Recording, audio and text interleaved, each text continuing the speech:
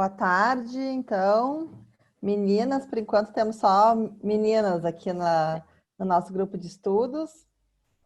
Estamos começando, então, esse é o primeiro grupo de estudos que a GAI promove remotamente. Nós fizemos um microgrupo com a presença do Bussolotto e do Maurício, nossos associados, algum tempo atrás, mas ele teve quase que um caráter de webinar mesmo. E hoje não. A ideia aqui é uma reunião, né, um encontro um pouco mais intimista, apesar de está sendo transmitido pelo Facebook, está sendo gravado. Mas a ideia é que a gente possa fazer aqui uma discussão, um bate-papo com a participação ativa da nossa plateia, dos nossos ouvintes. E gostaria, então, de agradecer a presença de todos, em especial a presença da Alessandra Lemen, que é a nossa associada da GAI, e que vai conversar conosco sobre as questões envolvendo mudanças climáticas e advocacia ambiental.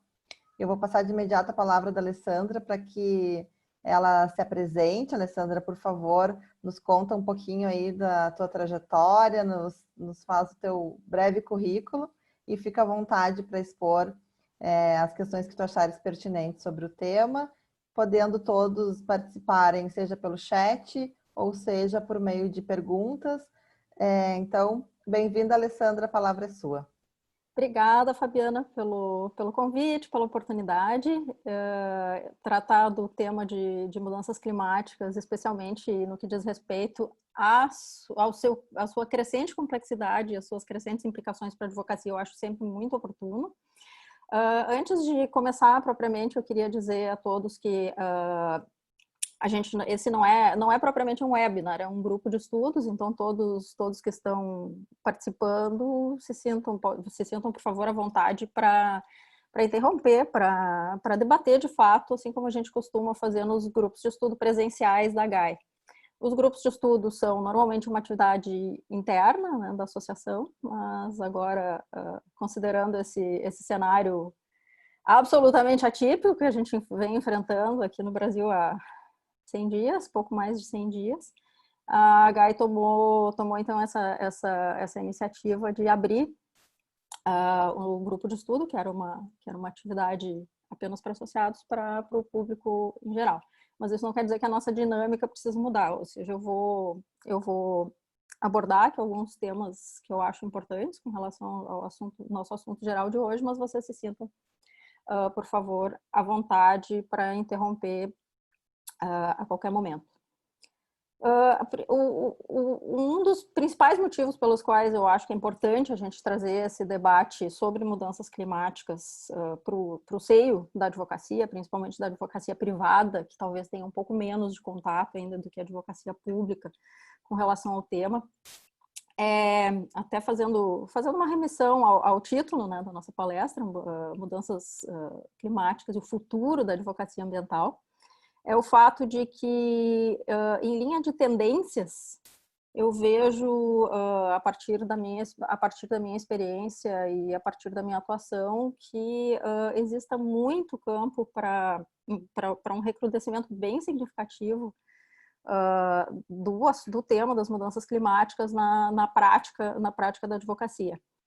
Quando o tema surgiu, lá em 1992, na Rio 92, com a Convenção Quadro da ONU das Mudanças Climáticas, o tema ainda era muito programático, era muito abstrato, ele ainda estava muito distante da nossa realidade, enquanto advogados e mesmo como juristas, né? Porque as normas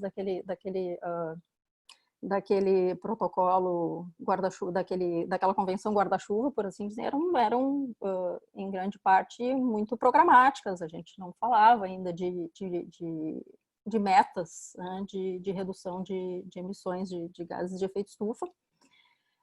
E a minha trajetória específica, que então, atendendo ao convite da Fábio para falar um pouco do que eu já fiz, né, nessa área, a minha trajetória específica com relação ao direito do clima, as pessoas falam em direito às mudanças climáticas, mas eu acho que a gente já tem autonomia para falar em direito do clima, considerando a importância do tema e já a robustez, né, das normas jurídicas que o regem. A minha trajetória, então, começou lá em 2004, quando eu fazia o meu primeiro mestrado, já em Direito Internacional Ambiental. Eu pensava naquela época em fazer uma dissertação bem dogmática, pretendia falar em princípios, que era um tema ainda muito em voga naquela época, tentar fazer uma sistematização de princípios de direito ambiental, principalmente de direito ambiental internacional. Quando, no final de 2004, você teve notícia, então, da iminente entrada em vigor, por conta da adesão da Rússia, do Protocolo de Quioto, que acabou acontecendo em fevereiro de 2005. Então, a gente teve ali eu diria, talvez um primeiro surto de atenção, né, da comunidade jurídica e da advocacia, propriamente dita, por conta de um instrumento de mercado que foi introduzido pelo Protocolo de Quioto, que imagino que todos devam conhecer, que é o MDL, e que despertou muita atenção do mercado daquele momento. Vários projetos interessantes foram desenvolvidos em países não anexo 1, né, países de industrialização recente, e nesse aspecto o Brasil foi contemplado, né, com o desenvolvimento de vários projetos. Depois disso, nós tivemos a edição da nossa Política Nacional de Mudanças Climáticas, a Lei 12.187 de 2009. Então, nós tivemos um outro impulso, né, para tratar das questões climáticas no Brasil. Mas o que aconteceu, basicamente, é que os projetos de créditos de carbono, eles são relativamente poucos, né? Claro que existem algumas centenas de projetos, enfim, aprovados e que foram certificados e que geraram efetivamente créditos que foram comercializados, mas ainda para a gente a mudança do clima parece uma coisa muito distante da realidade, uma coisa talvez muito abstrata. E isso, de certa forma, foi agravado pelo panorama das negociações multilaterais sobre o clima. O que aconteceu? A gente teve alguns avanços e retrocessos nas COP, né, que são as conferências das partes da Convenção Quadro, com relação ao que viria a substituir o Protocolo de Quioto, uma vez esse tivesse o seu prazo, enfim, o seu prazo esgotado. Como vocês devem ter acompanhado, depois de muitos avanços e retrocessos diplomáticos, né, que são comuns nesse tipo de situação, se chegou, então, ao texto do Acordo de Paris, né, em 2015, que criou uma sistemática, então, que criou uma sistemática de metas essencialmente voluntárias, definidas por cada país, e criou lá também, no seu artigo 6º, a possibilidade, um embrião, de que se tenha um mercado de créditos de carbono. Eu vou falar um pouco disso quando a gente chegar especificamente nesse assunto, mas acho que por hora basta dizer que o artigo 6º ainda não foi regulamentado. Nós tivemos alguns impasses na COP24, na Polônia, de que inclusive eu participei. A COP25, o assunto também não avançou a contento, e a COP26, que deveria acontecer no fim deste ano, em Edimburgo, foi também por conta da pandemia postergada para o ano que vem.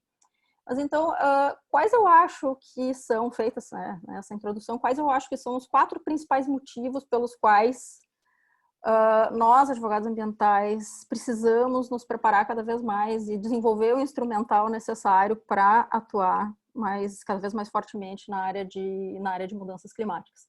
Eu acho que depois dessas ondas, esses picos iniciais de interesse pela área, me parece que tem 4 aspectos que estão aproximando o tema das mudanças climáticas muito fortemente da nossa prática. O primeiro é o mercado, aspectos que eu chamaria de econômico-mercadológicos. O segundo é a possibilidade de a gente ter aspectos climáticos como condicionante específico de licenciamento, que é uma tendência que também vem se fortalecendo. A questão dos litígios climáticos, que vem cada vez mais ganhando tração. E, finalmente, o elemento clima como um aspecto de compliance ambiental, que também é outro tema que vem crescendo em visibilidade. Claro que há outros, mas como a gente tem pouco tempo aqui para discutir, eu elegi então esses 4 para que a gente possa, para basicamente fazer um sobrevoo, mais ou menos, essencialmente traçar um panorama daquilo que eu acho que vem acontecendo de importante e daquilo que eu aposto como em linha de tendência, então, que venha a se intensificar e venha a afetar o dia a dia da nossa profissão daqui para frente.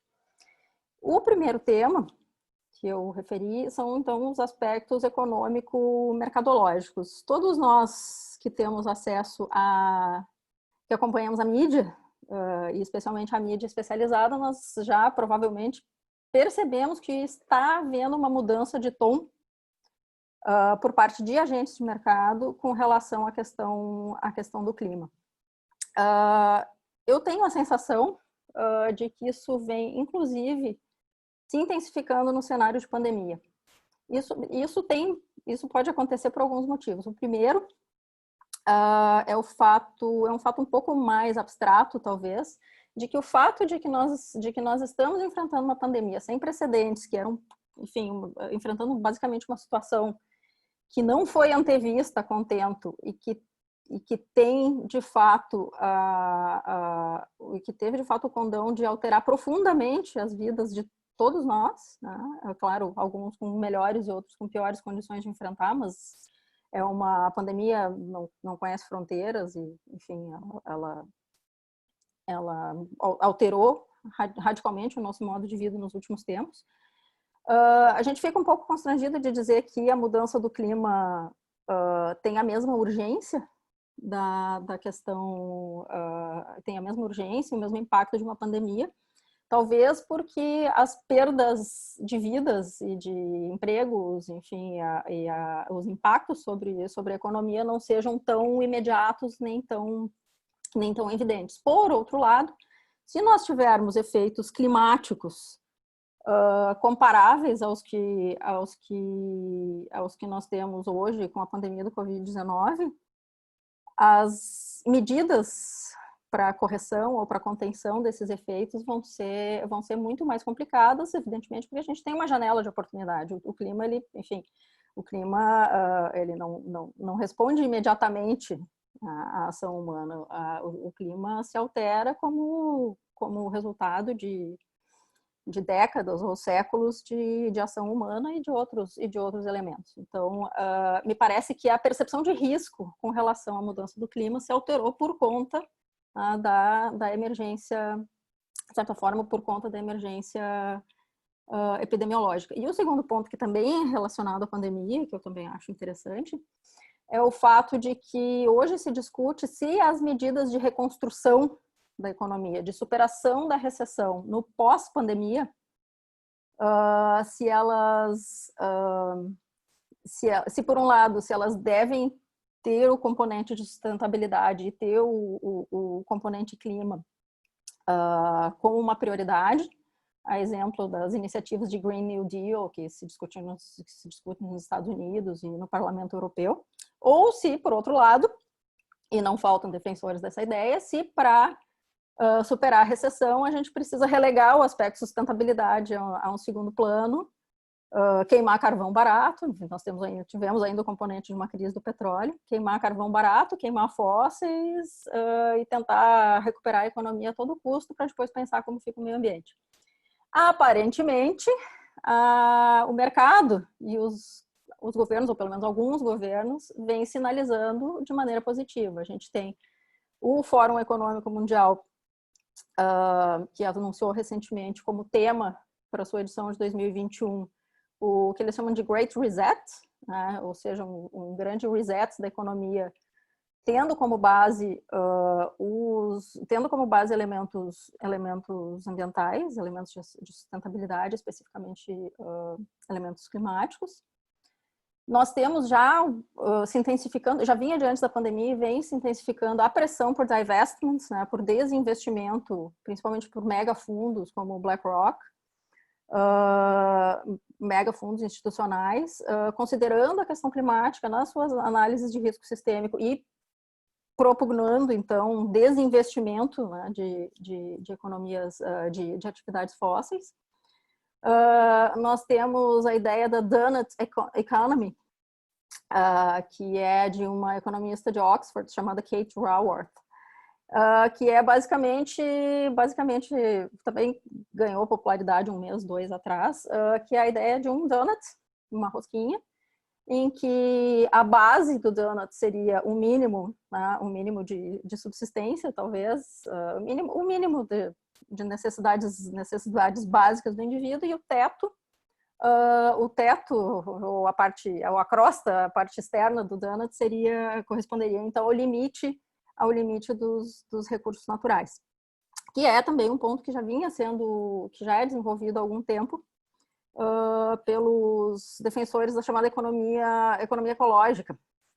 Por exemplo, a gente tem, por exemplo, o Herman Daly, que é de Yale, que cunhou um conceito que eu acho muito interessante, que é o chamado de uneconomic growth, no sentido de que até que ponto o crescimento, muito embora a gente queira ter desenvolvimento econômico, enfim, porque se nós não tivermos uma população crescente, a tendência vai ser a redução sempre vai ser a tendência da redução do PIB per capita. A ideia, então, é até que ponto o crescimento desordenado, às expensas, né, dos recursos naturais, ele é desejável. Então, me parece agora que existem, evidentemente com limites, né, porque o objetivo do mercado financeiro continua a ser o de garantir o lucro aos investidores, e as carteiras de investimentos sustentáveis ainda são muito menores do que poderiam ser. Me parece que este discurso vem, né, galgando posições e vem prevalecendo sobre aquele outro discurso que também foi aventado no início da pandemia, no sentido de vamos queimar todos os fósseis baratos que pudermos para fazer economia, para fomentar uma retomada da economia. E aí a gente tem vários outros exemplos. A gente teve uma carta do Parlamento Europeu, Parlamento Europeu demonstrando preocupação com o desmatamento brasileiro. A gente teve, acho que foi sexta-feira ou segunda-feira, uma carta de investidores institucionais ao Congresso brasileiro dizendo, olha, todo mundo precisa de investimento externo, nosso investimento vai sair daqui se a gente tiver, se vocês continuarem nesse ritmo de desmatamento, porque as emissões de gases de efeito estufa no Brasil são muito ligadas ao uso da terra e ao desmatamento. A gente tem fundos e agentes econômicos fazendo stress tests com base em cenários de aquecimento para decidir de que ativos eles vão se livrar, ou seja, de quais vão ser aqueles stranded assets que vão ser que vão perder valor por conta justamente da mudança do clima. E também isso toca muito especificamente, eu acho, a nossa atuação como advogados. Tanto a questão dos licenciamentos quanto a questão dos litígios climáticos passa muito por esse repertório econômico. Passa pelo repertório científico, que nós, como advogados ambientais, de certa forma, nós já conhecemos bem, né? Porque a gente, o direito ambiental, de modo geral, ele é muito interdisciplinar, então a gente tem, né, esse trânsito com relação às outras ciências. Mas para a gente, então, eu diria que é fundamental a gente, para começar, enfim, ou para atuar de forma mais efetiva nessas linhas, a gente realmente desenvolver esse instrumental que passa tanto pelo domínio, né, de conceitos da ciência do clima, quanto pelo domínio de conceitos de economia descarbonizada, por assim dizer. Outro ponto interessante, que ainda continua gerando muito interesse, né? Muita curiosidade. Tem até um interesse renovado. A Fabiana e eu, antes de começar, a gente vinha conversando sobre isso, que é a questão dos mercados de créditos de carbono. Como eu antecipei, a gente tem Kyoto, que teve o seu auge de projetos e de certificações lá em 2012, mais ou menos. A gente continua tendo mercados voluntários, que, enfim, que tem requisitos um pouco diferentes e também tem créditos comercializados em geral a valores inferiores, mas também vem havendo um ressurgimento, porque existe realmente muita expectativa de que haja um mercado regulado, né, de créditos de carbono sob o Acordo de Paris. Tanto isso é verdade que no último relatório do Banco Mundial sobre trends, né, sobre tendências no mercado de carbono, eles incluíram pela primeira vez, saiu em maio agora de 2020, eles incluíram pela primeira vez um capítulo sobre créditos de carbono, né, especificamente. Então, com relação a créditos de carbono, existe, né, existe essa tendência. Existe também toda a discussão do CBIO, que são os certificados, né, os certificados de descarbonização vinculados ao RenovaBio, que também foram muito discutidos, vêm sendo muito discutidos, porque no dia 12 de junho, agora, recente, houve a primeira negociação em bolsa, né, desses créditos. Eles chegaram a cerca de $10, 9 alguma coisa, agora no dia 12 de junho.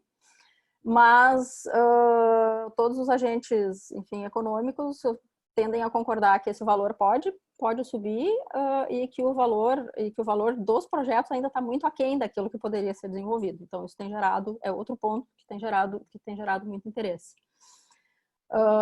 Nós temos também a questão dos decretos, do decreto 10.387, que também é recente, que também vem sendo muito comentado nessas últimas semanas, que é o decreto que abre a possibilidade de green bonds para projetos de infraestrutura, em especial para sistemas de geração distribuída. Além disso, existe aí uma outra questão que ainda está muito discutida, mas que continua na pauta, que é a questão de precificação de carbono, que acontece mais ou menos de duas maneiras: ou se tributa a emissão, ou se cria um sistema que é chamado de cap and trade, que é o seguinte: tu tens basicamente um limite de emissões. Se ficar abaixo daquele limite, tu poderia comercializar o excedente. Esse é um sistema que foi muito utilizado, continua sendo muito utilizado na Europa. No Brasil, a gente tem uma iniciativa que é muito interessante, chamada PMR Brasil, se chama Partnership for Market Readiness, que é um programa do Banco Mundial, e aí tem a participação do Ministério da Economia, de várias outras entidades do terceiro setor, que é justamente para pensar no preço que o carbono, que a emissão, né, de CO2 poderia ter no Brasil. Aí tem uma anedota com relação a isso, né, com relação à eficácia, né, da tributação de carbono para reduzir emissões, que poucos anos atrás eu tive a oportunidade de conhecer a Gro Brundtland, que criou, né, no relatório Brundtland, cunhou, de certa forma, o conceito de desenvolvimento sustentável, que hoje é tão conhecido entre nós. E a pergunta que eu fiz é como se faz, né, de maneira simples, né, como se faz para reduzir emissões? É simples. Make it expensive, faz ficar caro, com taxação, porque a Noruega, né, de onde ela foi primeira-ministra, criou esse tipo de taxação. Claro que ela foi um pouco reducionista, a gente sabe que não é tão simples, mas a ideia básica é essa. E a gente tem também a questão climática afetando, evidentemente, as questões comerciais, né? Aqueles de nós que trabalham para clientes que exportam, sabem que as exigências de certificação, dependendo do local de destino, elas são cada vez mais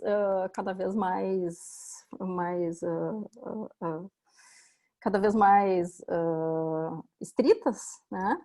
E a gente sabe também que existe um movimento, principalmente da Europa, na sequência, né, da assinatura do acordo União Europeia e Mercosul, no sentido de talvez boicotar produtos brasileiros que tenham sido produzidos com desrespeito a metas ambientais e metas climáticas. E claro, a gente tem a possibilidade real de o próprio acordo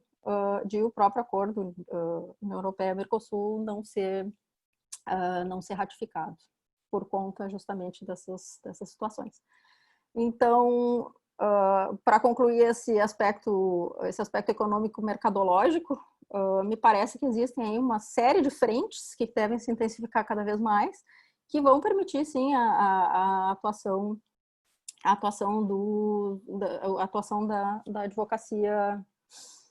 da advocacia ambiental, seja em equipes multidisciplinares para o desenvolvimento, né, de projetos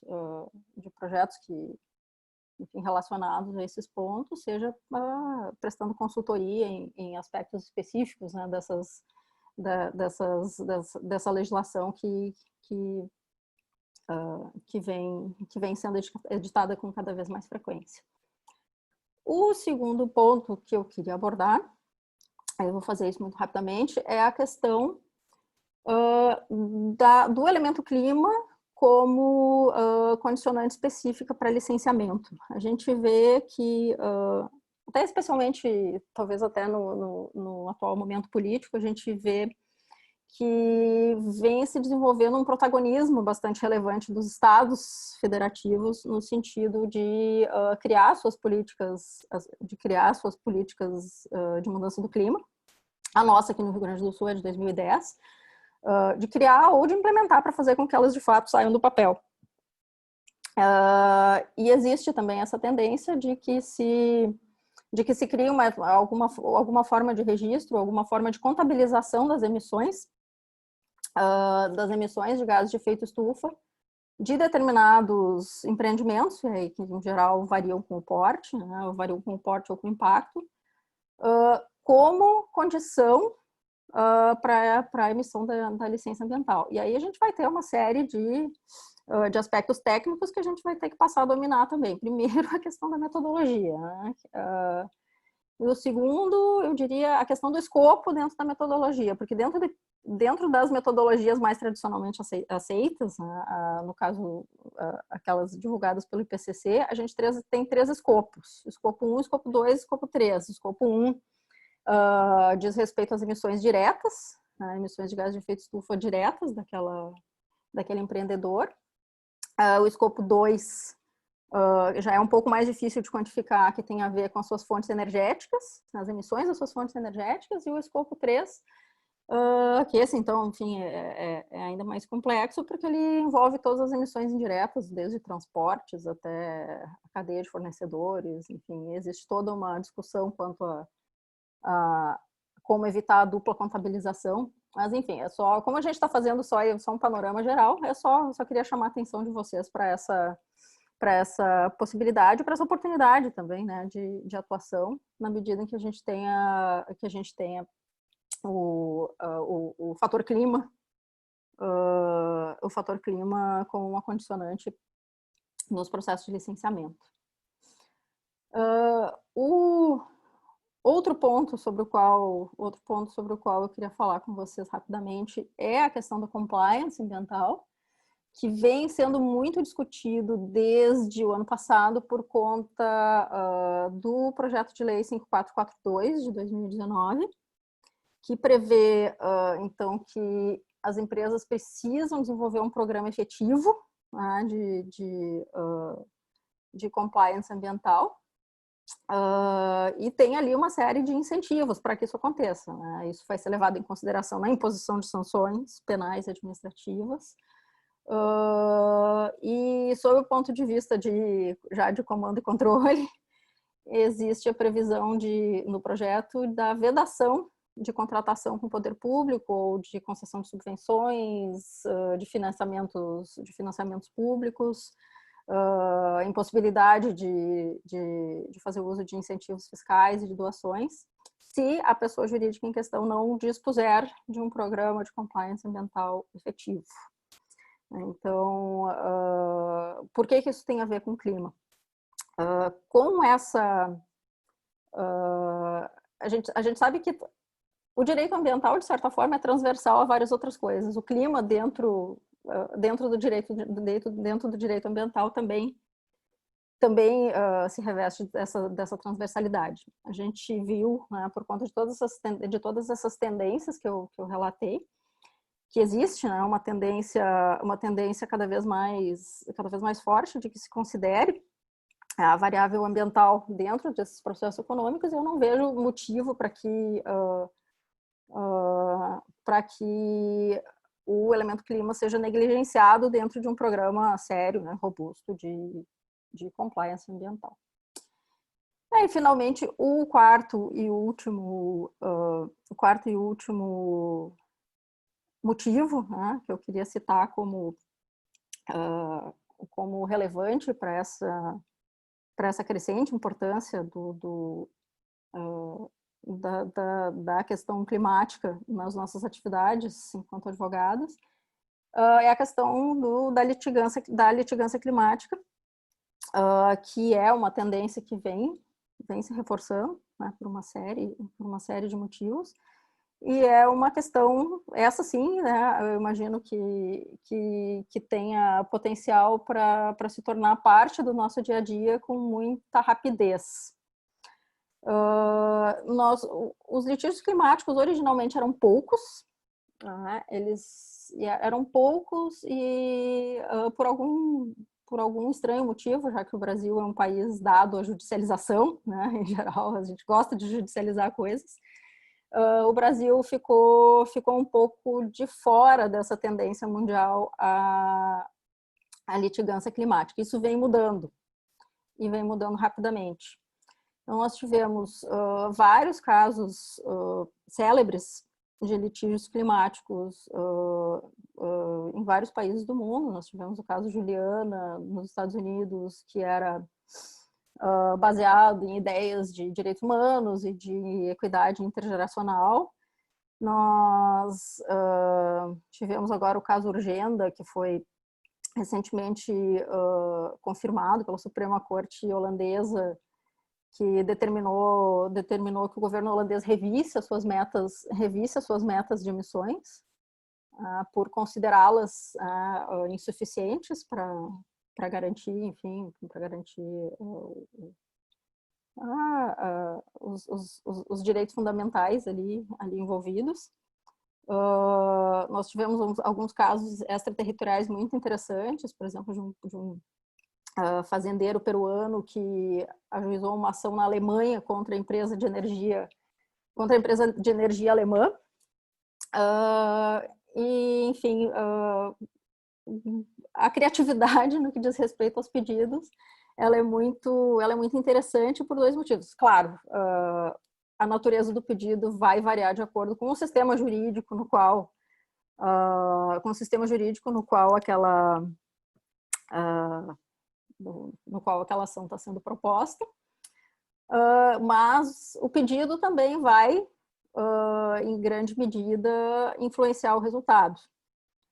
No Brasil, a gente sabe que um dos grandes óbices que a gente pode enfrentar no que diz respeito à litigância climática é a teoria da separação dos poderes, né? Quer dizer, na verdade, a gente não pode pedir uma determinação judicial que se sobreponha a um ato discricionário da administração. Outro ponto que é muito importante também, que a gente precisa, de fato, conhecer e dominar, é a questão da attribution, que, mutatis mutandis, é um pouco o nexo causal que a gente conhece dos nossos processos ambientais gerais. A questão da attribution mudou um pouco esse panorama de litígios climáticos a partir de 2014, quando da publicação de um artigo, o artigo do Reed, que falava justamente em attribution. Eles fizeram um trabalho de contabilização de emissões e criaram um método para atribuição dessas emissões a determinados governos ou a determinadas empresas. Então, a partir dali, a gente vem avançando nessa questão da attribution, ou do nexo causal, e as ações judiciais vêm cada vez mais tratando diretamente do fator climático. Eu participei recentemente de um projeto da IUCN, que tinha o objetivo de mapear todos os litígios climáticos em andamento ou já transitados em julgado no Brasil. Foi um trabalho super interessante. Eu fiquei responsável pela região sul, e é interessante ver como a gente tem argumentos muito criativos, a gente tem argumentos de várias naturezas, e no polo passivo nós temos não só o governo, nós temos com cada vez maior frequência, nós temos empresas no polo passivo, e também temos empresas no polo ativo. Então, por exemplo, a gente tem uma ação do IBAMA, a gente tem uma ação do IBAMA em Minas Gerais, por conta da aquisição de carvão fora, enfim, não certificado, fora clandestino, ilegal. A gente tem ações relacionadas ao zoneamento da cana-de-açúcar na Amazônia. Aqui no Rio Grande do Sul mesmo, nós temos ações que tratam de clima. E uma tendência que eu vejo é que cada vez mais esses litígios climáticos eles se tornem litígios domésticos. Isso por vários motivos, né? Primeiro, porque a gente não tem um tribunal ambiental internacional que esteja de fato... Primeiro, que esteja de fato habilitado a tratar exclusivamente de questões ambientais. E segundo, é que, em geral, indivíduos não têm acesso às cortes internacionais. Então, esse é um motivo pelo qual os litígios climáticos domésticos vêm se popularizando. O segundo é que, se a negociação climática já era complicada antes, no atual clima político, né, o que eu chamo de certa forma, de refluxo da globalização, a gente tem mais nacionalismos, menos tendência à cooperação, mais desconfiança com a globalização.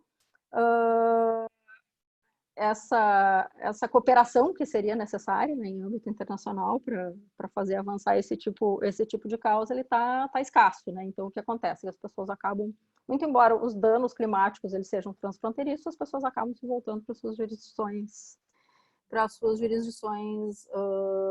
domésticas. Fazendo esse trabalho de mapeamento para a IUCN, o Caio, que é do IX, que capitaneou o projeto, ele analisou a base de dados e a gente chegou à conclusão de que existem, de certa forma, 3 gerações, digamos, de ações climáticas. As primeiras que falavam da Convenção Quadro, mas, enfim, muito en passant, às vezes a decisão até mencionava, mas aquilo não era, o argumento ainda era um pouco rudimentar e aquilo não era o objeto principal da ação. Aquilo era, de certa forma, um argumento de reforço. E nós tivemos uma segunda fase em que as questões climáticas começaram a ser mais centrais, e agora a gente tem uma fase em que realmente os argumentos vêm se sofisticando, e que algumas ações falam diretamente da questão climática e não mais indiretamente ou obliquamente. Então, essa litigância, esse tipo de caso de litigância climática, na medida em que ele envolve empresas, ele vai chegar cada vez mais próximo, né, na advocacia privada, e cada vez mais próximo do nosso dia a dia. Então, para atuar adequadamente nesse tipo de causa, então convém, né, que a gente conheça quais são as forças e as fraquezas de cada tipo de argumento. A gente tem desde direitos humanos até fraude ao consumidor, enfim, uma série de argumentos que tem levado a desfechos distintos e que têm sido trabalhados de formas distintas. E então nos parece que vem aí uma grande oportunidade, né, para que se possa atuar, para que se possa atuar cada vez mais diretamente como advogado na questão climática. Deixa eu ver o que mais eu queria dizer para vocês com relação a isto. Sim. Então, para que se possa ou ajuizar ou defender com sucesso esse tipo de ação, me parece que a gente precisa, então, ter um repertório, né, desenvolver um repertório, um instrumental muito específico, primeiro com relação à ciência do clima, e o segundo com relação à economia, né, dos fatores climáticos, porque existe uma série de trade-offs econômicos que são discutidos e tendem a ser discutidos em graus cada vez maiores de sofisticação nessas ações. E a gente tem, como eu falei, eu referi, mas acabei não especificando, a gente tem, inclusive, a gente tem empresas não apenas no polo passivo. A gente teve o caso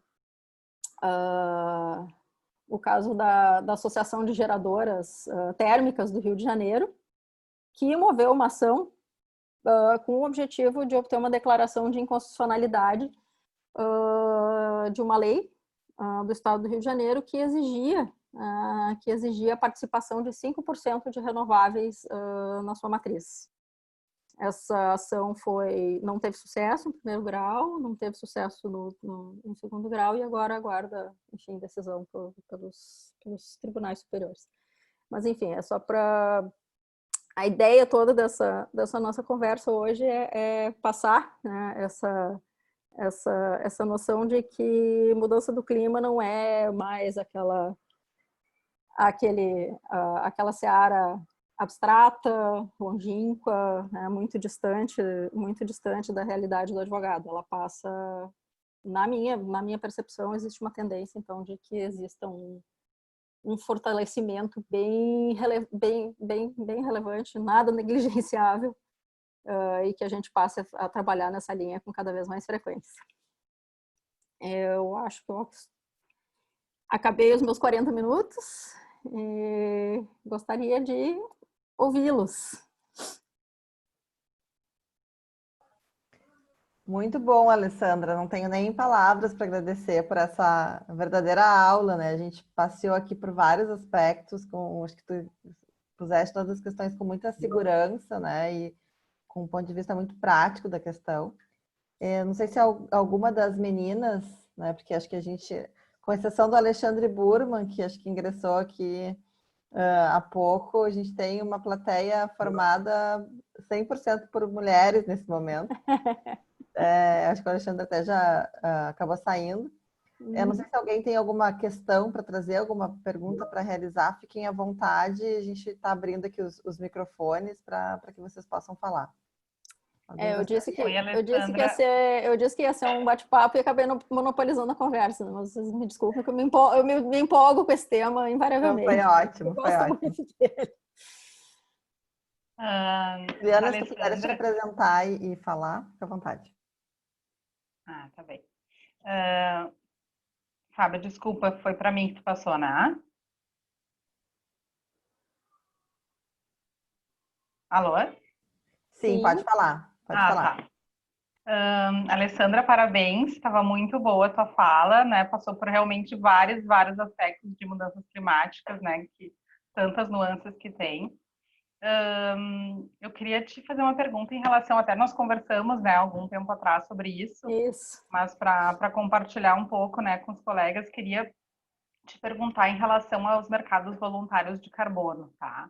A minha dúvida é a seguinte: se nesses mercados tem que tipos de quaisquer projetos podem ser elegíveis, né? Ou depende da certificadora? Eu sei que tem muitos requisitos para que possa haver uma certificação, né? E que venha depois a gerar créditos de carbono efetivamente. E quando a gente pensa, né, na época do MDL, enfim, outros instrumentos, sempre tinha, né, uma limitação em relação aos tipos de projetos que poderiam ser submetidos para avaliação. Essa limitação existe também nos mercados voluntários, ou eu tenho a liberdade, a empresa, né, tem a liberdade de apresentar qualquer tipo de projeto que ela tenha avaliado e julgue que tenha uma efetiva redução, né, de carbono e um ganho, então ela pode submeter qualquer tipo, ou tem um limite, né, em termos de tipos de projetos, de segmentos que podem ser submetidos para avaliação e certificação? Em princípio, sim, né? Passa pela ciência, pela metodologia específica, né, de cada certificador. Mas no início, né, quando a gente conversou, eu até comentei que os projetos de MDL, eles acabaram, enfim, de certa forma, arrefecendo depois de um certo tempo, porque o ciclo de projeto ele é bastante complexo. A questão da definição da adicionalidade, né, ou seja, daquilo que seria, né, adicional e que poderia adicional à linha de base que poderia ser efetivamente certificado, é bastante complexa. A gente passava por 6 ciclos de projeto que que eram longos, né, tomavam tempo, tomavam muitos anos.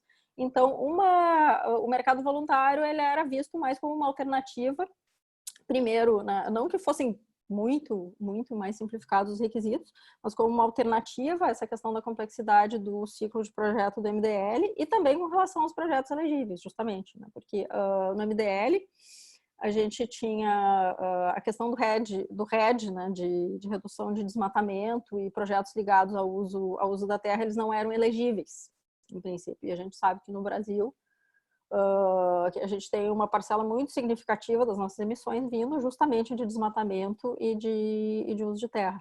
Então, esses projetos acabavam migrando para os mercados voluntários. Então, sim, né, existem sim essas diferenças. E agora, de fato, a gente precisa acompanhar o que vai acontecer com o Acordo de Paris, né? Porque o futuro dos mercados de carbono vai passar, creio eu, né, necessariamente. Claro, existem outros esquemas regionais, né? Existem, por exemplo, o esquema europeu de emissões, que é um sistema de cap and trade.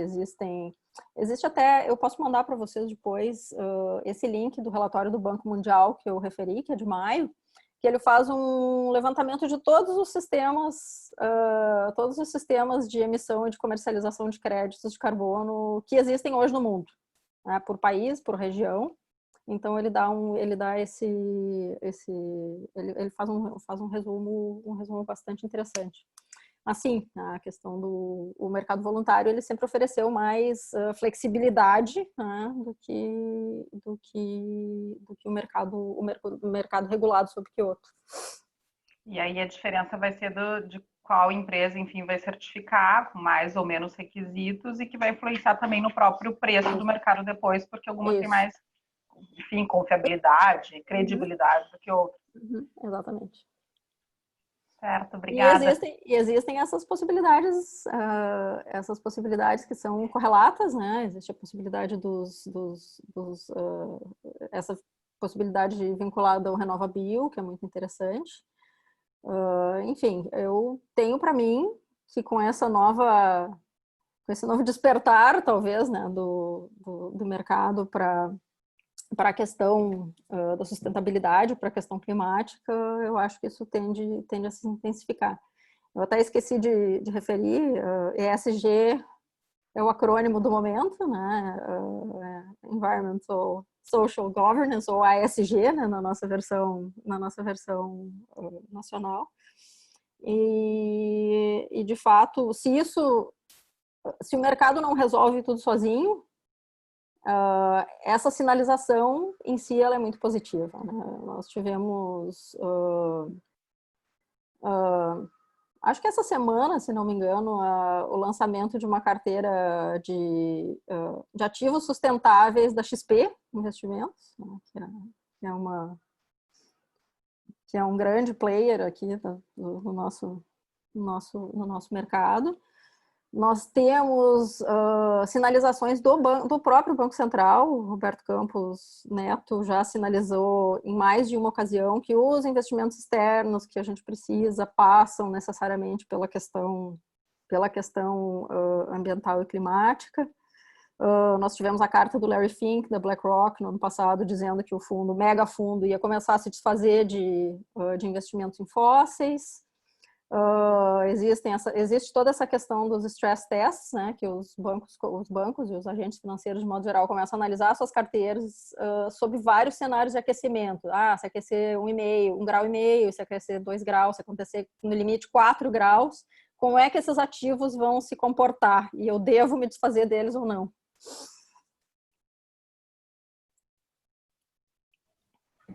Muito bem. Alguém teria mais alguma pergunta, algum comentário para fazer? Fiquem à vontade, os microfones estão abertos. Eu vi que a Márcia perguntou aqui sobre o estudo da UCN, já está disponível, ainda não. Eu tenho os dados da região sul, né, que eu elaborei, mas o cotejo final está sendo feito pela coordenação do projeto, que está juntando, né, todos os dados de todas as regiões e fazendo criando essas estatísticas com relação a tendências, né, quantas ações são contra o governo, quantas são contra pessoas jurídicas, quantas envolvem pessoas físicas, quantas envolvem ONGs, quantas envolvem partidos políticos, como tanto no polo ativo quanto no polo passivo. E também existe esse levantamento de em quantos desses casos a questão climática é incidental ou é direta.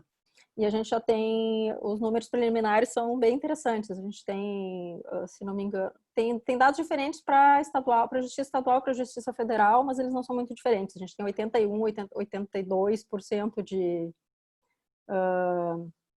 de ações em que a questão climática é incidental e já quase 20% de ações em que ela é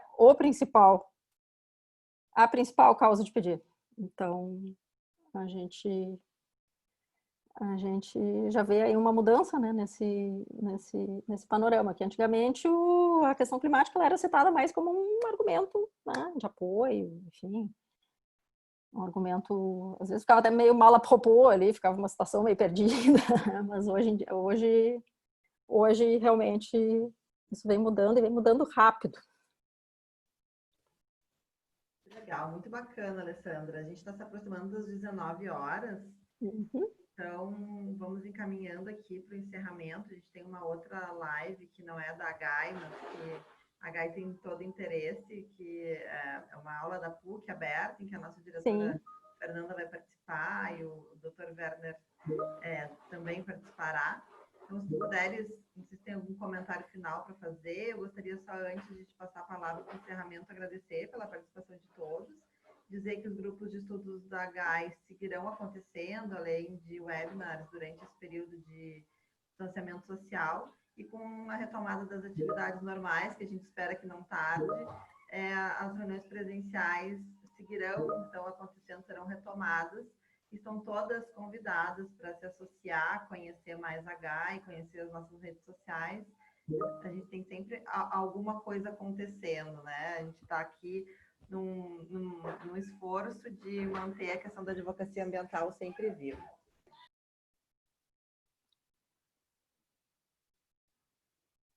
Fica à vontade, Alessandra, para pedidas, considerações finais. Bom, eu quero agradecer mais uma vez a oportunidade, que eu já agradeci aqui pelo chat. Acho que o público feminino aqui, majoritariamente, se a gente descontar o Burman, que já saiu, ele não me surpreende, né? O direito ambiental, ele tem cada vez mais se firmado, né?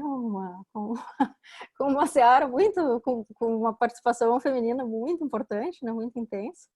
E, enfim, quero agradecer a participação de todas e todos, né, considerando o Burman.